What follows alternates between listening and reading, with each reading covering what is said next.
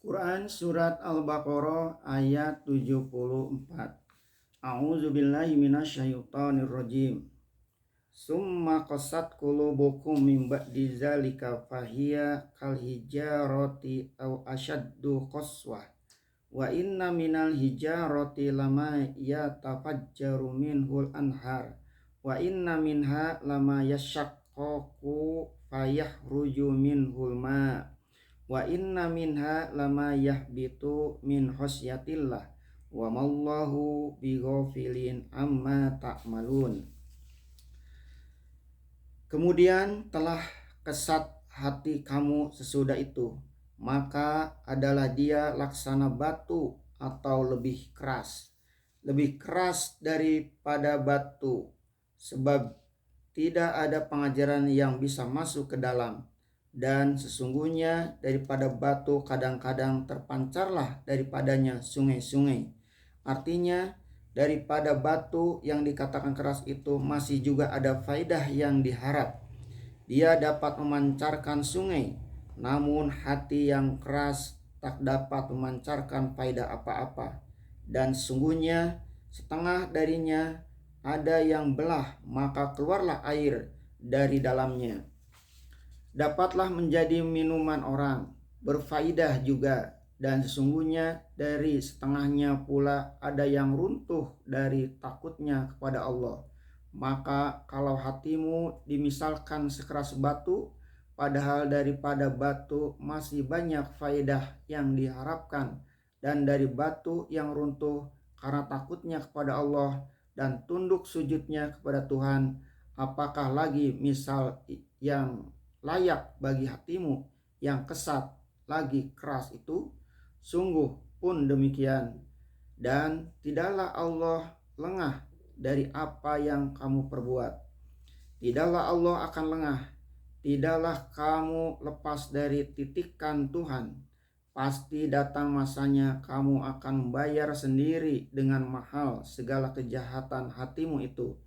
Jika pengajaran yang lunak tidak berbekas kepada hatimu karena lebih keras dari batu, maka palu godam azablah yang akan menimpa dirimu kelak. Waktunya akan datang. Sayangnya hal yang dimisalkan kepada orang Yahudi ini lama-kelamaan telah bertemu pula pada orang Islam sendiri. Masalahnya tidak ada lalu diadakan. Hal ini terdapat dalam kitab-kitab fikih mutaakhirin zaman terkemudian. Panjang lebar membicarakan hukum istinja, rukun bersuci, dan panjang lebar memperkatakan niat sholat, sehingga kadang timbul yang lucu-lucu. Dengan cara sangat sederhana, Nabi Muhammad SAW mengajarkan dan memberi contoh dengan perbuatan beliau sendiri, yaitu memulai sholat hendaklah dengan mengucapkan takbir Allahu Akbar. Semua orang dapatlah memahamkannya, walaupun anak kecil atau orang tua, orang awam atau ulama. Akan tetapi datanglah beberapa pembahasan dalam setengah kitab fikih bahwa hendaklah membaca takbir itu serentak sekali dengan niat. Hendaklah penuh niat di dalam huruf yang 8 dari takbir itu. Penuhnya ialah mengandung qasad, yaitu sengaja hati. Artinya hendaklah mengerjakannya itu sejak awal permulaan dengan takbir dan akhir penutupan dengan salam. Seketika mengucapkan takbir yang pertama, takbiratul ihram. Dan hendaklah ta'yin, yaitu jelas benar ditentukan sholat yang mana yang akan didirikan itu. Sholat wajibkah? Kalau wajib, apakah zuhur atau asar dan sebagainya. Dan kalau sunnah nawafil, sholat sunnah, hendaklah ta'yin, sholat qobliyahkah atau ba'diyah, duhakah atau tahajud.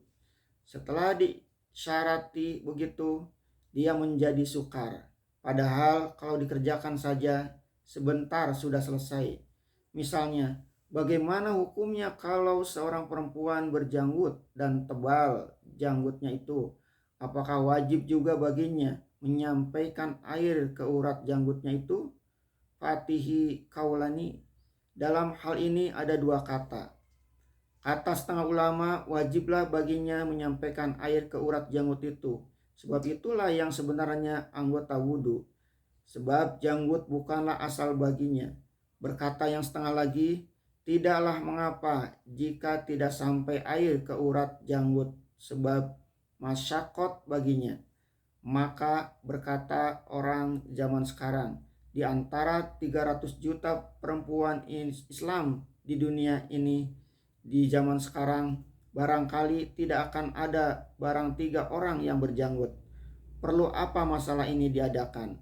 Dan kalau dia perempuan cantik, lebih baik dicukurnya saja, habis perkara. Dan berpanjang-panjang pula dalam soal taklik dalam talak. Bagaimana kalau seorang laki-laki mentaklik istrinya? Kalau engkau naik ke loteng, jatuh talakku. Kalau engkau turun ke bawah, jatuh pula talakku. Bagaimana perempuan-perempuan itu harus mengelak supaya talak itu jangan jatuh? Maka berbagai pula lah kaul tentang itu. Kata setengahnya, turun saja dari jendela. Datang orang zaman sekarang berkata, talak itu tidak akan jatuh sama sekali, sebab otak laki-laki yang mentaklik itu wajib dioperasi. Padahal Sayyidina Umar bin Khattab, kalau orang datang bertanya suatu masalah, selalu beliau bertanya pula, yang engkau tanyakan itu pernah terjadi, pernah kejadian atau tidak?